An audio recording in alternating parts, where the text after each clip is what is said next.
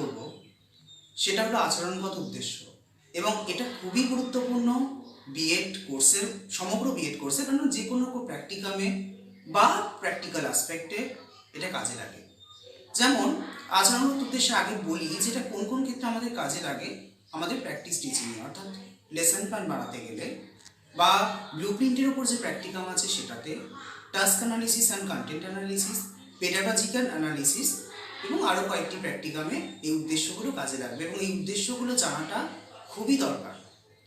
তো এই উদ্দেশ্য কি না, আমরা জানি যে কোনো উদ্দেশ্য ছাড়া আমরা কোনো কাজ করতে পারি না। শিক্ষার্থীদের প্রত্যাশিত আচরণ ব্যক্ত হয় উদ্দেশ্যের মাধ্যমে, এবং উদ্দেশ্যকে যদি আমরা আগে থেকে ঠিক করে নিই তাহলে একজন শিক্ষকের পক্ষে শিক্ষণ কৌশল নির্বাচন করা খুব সহজ হয়, এবং বিষয়টা সম্পূর্ণভাবে শিক্ষার্থীদের ধাতস্থ করানো যায়। তো এই উদ্দেশ্যের মধ্যে, এই আচরণগত উদ্দেশ্যের ধারণাটা এলো কোথা থেকে না, শিক্ষাবিদ ব্লুম এবং তার সহযোগীগণ 1956 খ্রিস্টাব্দে একটি ট্যাক্সোনমি প্রস্তুত করেন, যা ব্লুমসের ট্যাক্সোনমি নামে পরিচিত। এই ট্যাক্সোনমি শব্দটা দুটো শব্দের সমন্বয়ে গঠিত, ট্যাক্সিস এবং নোমাস। ট্যাক্সিস কথার অর্থ বিন্যস্ত করা, এবং নোমাস মানে হলো নীতি বা নিয়ম, অর্থাৎ এক বা একাধিক নিয়মের শ্রেণীকরণ, সূত্রের শ্রেণীকরণ, সেটা হলো taxonomy. Taxonomy is a set of classification based on one or more principles. তো আমরা আসি এই উদ্দেশ্য, আচরণগত উদ্দেশ্যগুলোকে কিভাবে আমরা ব্যক্ত করতে পারি।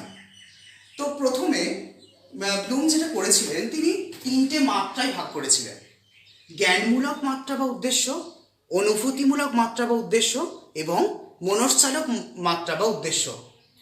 জ্ঞানমূলক মাত্রার মধ্যে কতগুলো পর্যায়ে তিনি ভাগ করেছেন: knowledge, understanding, application, analysis, synthesis, evaluation. অর্থাৎ জ্ঞানমূলক, বোধমূলক, প্রয়োগমূলক, বিশ্লেষণমূলক, সংশ্লেষণমূলক, মূল্যায়নমূলক। অর্থাৎ বোঝা যাচ্ছে কি, জ্ঞানমূলক মাত্রা অর্থাৎ কগনিটিভ লেভেলে যেটা হয় সেটা হলো জ্ঞান, অর্থাৎ আমরা যেটা বুঝি, বা অর্থাৎ কতটা প্রয়োগ করতে পারছি, অথবা কতটা স্মরণ করতে পারছি, কতটা মনে রাখতে পারছি, সেই বিষয়টা আসে জ্ঞানমূলক মাত্রার মধ্যে। অর্থাৎ বিষয়গত জ্ঞান যেটা আমরা পরিস্ফুট করি সেটা জ্ঞানমূলক মাত্রা।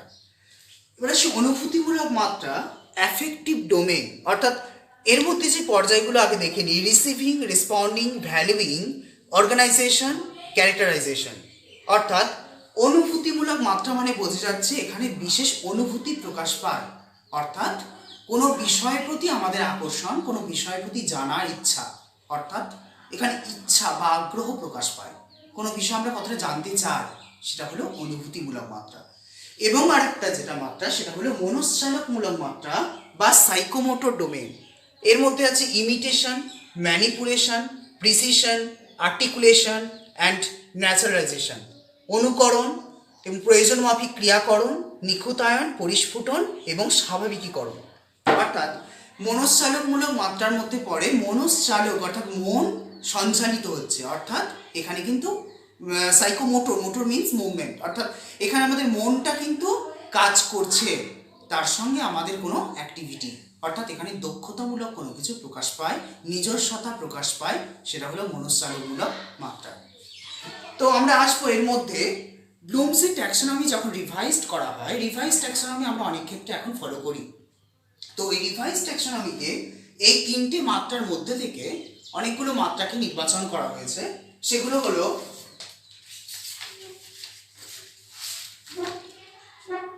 Remembering, understanding, applying, analysing, evaluating, creating. এখানে remembering means recall facts or basic concepts, understanding explain ideas or concepts, applying use information in new situations, analysing draw connections among ideas, evaluating justify a standard decision, creating produce new or original work। অর্থাৎ এখানে আমরা যদি স্তরায়ন করি, স্তরে বিশ্লেষণ করি, তাহলে সেটা আমাদের কাছে ক্লিয়ার হবে। তো remembering, understanding, applying, analysing, evaluating, creating. কিন্তু এখনো পর্যন্ত আমরা বিশেষ করে বর্ধমান বিশ্ববিদ্যালয়ে যেটাতে ফলো করি, লেসন প্ল্যান বা লার্নিং ডিজাইন যাই করি, সেখানে কিন্তু আমরা এখনো চারটে পর্যায়ে বেশি করে ফলো করি, চারটে উদ্দেশ্যকে সামনে রাখি। আমি চেষ্টা করব সাবজেক্ট ওয়াইজ কিছুটা এক্সপ্লানেশনে তার আগে বলে নিই যে প্রশ্ন এবং উদ্দেশ্য এই দুটোর মধ্যে অনেক সময় ঘুরিয়ে ফেলি। এই দুটোর মধ্যে ডিফারেন্স কোথায়? প্রশ্ন মানে বোঝা যাচ্ছে একটা কোয়েশ্চেন মার্ক থাকে শেষে, এবং উদ্দেশ্য হচ্ছে স্টেটমেন্ট সেন্টেন্সের, সেটা হচ্ছে উদ্দেশ্য। যেমন উদ্দেশ্যকে আমরা আগে ঠিক করে নিই, তারপর আমরা কোনো পড়ানো শুরু করি বা বিষয়টা নিয়ে এগোই। তো এই উদ্দেশ্য এবং প্রশ্নের মধ্যে জাস্ট একটা ডিফারেন্স আমি এক্সাম্পলের মধ্যে বলে দিই, তাহলে বোধহয় ক্লিয়ার হবে। শিক্ষার্থীরা নদীর সংজ্ঞা জানতে পারবে। The students can able to define river. তাহলে এটা কি স্টেটমেন্টে? এটা হচ্ছে উদ্দেশ্য। আর প্রশ্ন কি? শিক্ষার্থীরা সে নদীর সংজ্ঞা দাও, ডিফাইন রিভার। এটা হচ্ছে প্রশ্ন। বোঝা গেছে উদ্দেশ্য এবং প্রশ্নের মধ্যে পার্থক্যটা। এবার আমি আসবো আচরণগত উদ্দেশ্যকে যে আমরা মেইন 4টি ক্যাটেগরিতে ভাগ করেছি, সেইগুলো কি কি? জ্ঞান, নলেজ, বোধ, আন্ডারস্ট্যান্ডিং, প্রয়োগ, অ্যাপ্লিকেশন এবং দক্ষতা বা স্কিল। তো প্রথমে আসবো জ্ঞান, নলেজ। নলেজ কখন হয়? জ্ঞানমূলক প্রশ্ন বা জ্ঞানমূলক উদ্দেশ্য কখন হয়? অর্থাৎ যখন আমরা কোনো কিছু রিমেম্বার করি, স্মরণ করি। এখানে কিন্তু বোঝার ব্যাপারটা খুব একটা থাকছে না, ব্যাখ্যা করা এগুলো খুব একটা থাকছে না। আমরা যা পড়েছি বা দেখেছি সেটা জাস্ট মনে করি, সেটা হচ্ছে জ্ঞান। এবং এর মধ্যে কিন্তু সংজ্ঞা আসতে পারে, যে কোনো ধরনের ডেফিনিশন, কারণ সংজ্ঞা আমরা নিজেরা দিই না, পার্টিকুলার কোনো ব্যক্তি কোনো বিষয়ে সংজ্ঞা দেন, তো সেই সংজ্ঞাটাকে আমাদের হুবহু তুলতে হয় কোরআন করে। সুতরাং কোনো বিষয় যখন আমরা হুবহু তুলি, কোনো কিছু বোঝা ছাড়াই, সেটা হচ্ছে জ্ঞান। যেমন বলতে পারি কি, সূর্য কোন দিকে ওঠে? সকলে উত্তর দেবে পূর্ব দিকে। অর্থাৎ এখানে কিন্তু নৈর্ব্যক্তিক প্রশ্ন বাংলায় যেটা বলি, অর্থাৎ স্টুডেন্ট টু স্টুডেন্ট ভ্যারি করবে না, সকলের কাছে উত্তরটা একই হবে। সেই ধরনের প্রশ্ন বা উদ্দেশ্যকে বলি জ্ঞানমূলক উদ্দেশ্য বা জ্ঞানমূলক প্রশ্ন। আমি কিছুটা সাবজেক্ট ওয়াইজ চেষ্টা করছি।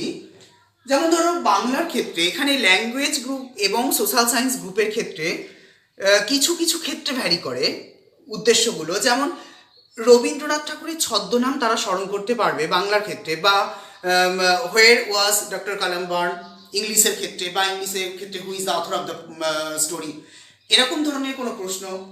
বা সোশ্যাল সায়েন্সের ক্ষেত্রে পানিপথের প্রথম যুদ্ধ কবে হয়, অথবা পৃথিবীর বৃহত্তম ক্যানিয়নের নাম কি ভূগোলে, বা নিয়ন্ত্রিত শিক্ষার উপাদানগুলো স্মরণ করতে পারবে এডুকেশনের ক্ষেত্রে। শিক্ষার্থীরা গণতন্ত্রের সংজ্ঞা দিতে পারবে পল সায়েন্সে, বা হৃৎপিণ্ডের সংজ্ঞা দিতে পারবে লাইফ সায়েন্সে, আলোর সংজ্ঞা দিতে পারবে, বা শক্তির পরিমাপের একক কি পদার্থবিজ্ঞানে বা ফিজিক্যাল সায়েন্সে, এবং লসাগুর সম্পূর্ণ নাম বলতে পারবে ম্যাথামেটিক্সে। এই ধরনের প্রশ্নগুলো হচ্ছে জ্ঞানমূলক প্রশ্ন বা উদ্দেশ্য। নেক্সট আমি আসবো বোধমূলক। বোধ বা আন্ডারস্ট্যান্ডিং, অর্থাৎ এখানে বোঝাই যাচ্ছে কিছু বোঝার ব্যাপার থাকে। অর্থাৎ শিক্ষকরা ক্লাসে যেটা পড়ান বা বোঝান, সেইটা শিক্ষার্থীরা কিন্তু সব শিক্ষার্থীরা সমানভাবে সেটাকে গ্রহণ করতে পারে না। যে যেমন করে তার মতো করে গ্রহণ করে, সে তার মতো করে সেটাকে এক্সপ্লেন করতে পারে। অর্থাৎ এখানে যে যেমন শিক্ষার্থী যেমন বুঝেছে সে সেটাকে সেইভাবে এক্সপ্লেন করে। তো এর মধ্যে অ্যাকশন ভার্বগুলো কি হতে পারে? ব্যাখ্যা করা, বিশ্লেষণ করা, তুলনা করা, পার্থক্য করা। এই ধরনের প্রশ্নগুলো হচ্ছে বা উদ্দেশ্য হচ্ছে বোধমূলক উদ্দেশ্য। এটাকেও আমি সাবজেক্ট ওয়াইজ কিছুটা এক্সপ্লেনেশন করছি। যেমন শিক্ষার্থীরা কোনো কবিতার মূল ভাব উপলব্ধি করতে পারবে, বা বাংলার ক্ষেত্রে বা why should Kalam's father take him to mosque, কেন হলো এটা সেটাকে এক্সপ্লেন করা, বা প্রথম বিশ্বযুদ্ধের কারণ ব্যাখ্যা করতে পারবে হিস্ট্রির ক্ষেত্রে। নদী উপত্যকা হিমবাহ উপত্যকার মধ্যে পার্থক্য করতে পারবে জিওগ্রাফির ক্ষেত্রে। নিয়ন্ত্রিত শিক্ষার বৈশিষ্ট্যগুলো ব্যাখ্যা করতে পারবে এডুকেশনে। গণতন্ত্রের দোষ গুণগুলো ব্যাখ্যা করতে পারবে পল সায়েন্সে। হৃৎপিণ্ডের গঠন ব্যাখ্যা করতে পারবে লাইফ সায়েন্সে, বা তাপ লিঙ্কতাপের মধ্যে পার্থক্য কি করতে পারবে ফিজিক্যাল সায়েন্সে, বা লসাগুর বিভিন্ন পদ্ধতিগুলো ব্যাখ্যা করতে পারবে ম্যাথামেটিক্সে। তাহলে এইগুলো হচ্ছে বোধমূলক। নেক্সট আমি আসবো প্রয়োগমূলক। প্রয়োগ করা অর্থাৎ অ্যাপ্লাই করা। প্রয়োগ মানে হচ্ছে আমরা যেটা শিখেছি সেইটাকে বাস্তবে অ্যাপ্লাই করব, বাস্তবে কোনো বিষয় দিয়ে অ্যাপ্লাই করব। তাই থিওরিটিক্যাল পার্টের থেকে এখানে প্র্যাকটিক্যাল অ্যাসপেক্টটা, প্র্যাকটিক্যাল পার্টটা ভেরি ইম্পর্টেন্ট। তো এখানে প্রয়োগমূলকের ক্ষেত্রেও সোশ্যাল সায়েন্স এবং ল্যাঙ্গুয়েজ গ্রুপে কিছুটা ভ্যারি করে। যেমন ল্যাঙ্গুয়েজ গ্রুপের ক্ষেত্রে এখানে হয় কি শূন্যস্থান পূরণ করো বা সত্য মিথ্যা নির্ধারণ করো, অথবা এখানে কি বিভিন্ন রকমের মাল্টিপল চয়েস, অথবা preposition, feel in the blanks with preposition articles, এই ধরনের, বা মেক সেন্টেন্স, বাক্য গঠন করো, বাক্য রচনা করো, এই ধরনের বিষয়গুলো আসে কি ল্যাঙ্গুয়েজ গ্রুপের ক্ষেত্রে। আর সোশ্যাল সায়েন্সের গ্রুপের ক্ষেত্রে বাস্তবের কোনো উদাহরণ দিয়ে তুমি থিওরিটাকে অ্যাপ্লাই করবে। যেমন আমি যদি এক্সাম্পল দিই, হিমালয় পর্বত উৎপত্তির ক্ষেত্রে পাঁচ সংস্থান তত্ত্বের ব্যাখ্যা করো, বা পাঁচ সংস্থান তত্ত্বের আলোকে হিমালয় পর্বতের উৎপত্তির ব্যাখ্যা করো। তো এই ধরনের প্রশ্নগুলো আসে প্রয়োগমূলকের ক্ষেত্রে। যেমন এক্সাম্পল দিই, ল্যাঙ্গুয়েজ গ্রুপের ক্ষেত্রে শিক্ষার্থীরা কঠিন শব্দ বাক্যে প্রয়োগ করতে পারবে, বা সিনোনিম, অ্যান্টনিম ইংলিশের ক্ষেত্রে fill in the blanks with article, preposition, make sentence. হিস্ট্রির ক্ষেত্রে মোগল সাম্রাজ্যের পতনের জন্য ঔরঙ্গজেব দায়ী বিশ্লেষণ করো, বা মানুষের জীবনে নদ নদীর প্রভাব আলোচনা করতে পারবে। নিয়ন্ত্রিত শিক্ষার মাধ্যমে হিসেবে বিদ্যালয়ের ভূমিকা আলোচনা করতে পারবে। ভারতবর্ষে প্রত্যক্ষ গণতন্ত্রে প্রয়োগ করা যায় না কেন ব্যাখ্যা করতে পারবে। নিলয়ের প্রাচীর পাতলা হলে কি অসুবিধা হবে বলতে পারবে। একটি ক্লাসে একই সঙ্গে বরফ ও জল থাকার ব্যাখ্যা করতে পারবে। লসাগু সংক্রান্ত সমস্যা সমাধান করতে পারবে। তাহলে এখানে আমরা কি করলাম, বিভিন্ন সাবজেক্টের একটা করে আমি চেষ্টা করলাম কিছু উদাহরণ দিয়ে সেটাকে বোঝাতে। নেক্সট আসবো লাস্ট, যেটা দক্ষতা। সেই দক্ষতা মানে কি? দক্ষতা মানে হলো যে কোনো বিষয়ে কে কতটা স্কিল্ড, কতটা পারদর্শী, সেইটা আমি কি বলেছিলাম, সাইকোমোটর ডোমেনের মধ্যে পড়ে। অর্থাৎ এখানে কিন্তু কোনো কাজ, কোনো ক্রিয়েটিভিটি সেটা প্রকাশ পায়, যেটা লাস্ট ফেজ ছিল ক্রিয়েটিং। এই ক্রিয়েটিং অর্থাৎ দক্ষতা বা স্কিল আসে। অর্থাৎ এখানেও কিন্তু ল্যাঙ্গুয়েজ গ্রুপ এবং সোশ্যাল সায়েন্স গ্রুপের ক্ষেত্রে কিছুটা ভ্যারি করে। যেমন ল্যাঙ্গুয়েজ গ্রুপের ক্ষেত্রে বাংলা, ইংলিশ, সংস্কৃত, হিন্দি, তো এই সমস্ত সাবজেক্টের ক্ষেত্রে কোনো গল্প লিখন, নিজের ভাষায় লিখন, এটা হচ্ছে দক্ষতা। যে কে কতটা সুন্দর ভাষা প্রয়োগ করে তার মতো করে কল্পনা শক্তি প্রয়োগ করে লিখতে পারলো, সেটা আসে ল্যাঙ্গুয়েজ গ্রুপে। অথবা প্রেসেজ, ইংলিশের ক্ষেত্রে সামারি রাইটিং, এইগুলো আসে দক্ষতামূলকের ক্ষেত্রে। সোশ্যাল সায়েন্স গ্রুপের ক্ষেত্রে কি আসে? সোশ্যাল সায়েন্স গ্রুপের ক্ষেত্রে চার্ট তৈরি করা, মডেল তৈরি করা, এই সমস্তগুলো। অর্থাৎ এখানে কিন্তু সে কোনো কাজ করছে, কোনো ক্রিয়েটিভিটি দেখাচ্ছে, তাহলে সেইগুলো কিন্তু সোশ্যাল সায়েন্সে। এখানেও আমি কিছু এক্সাম্পল দিই।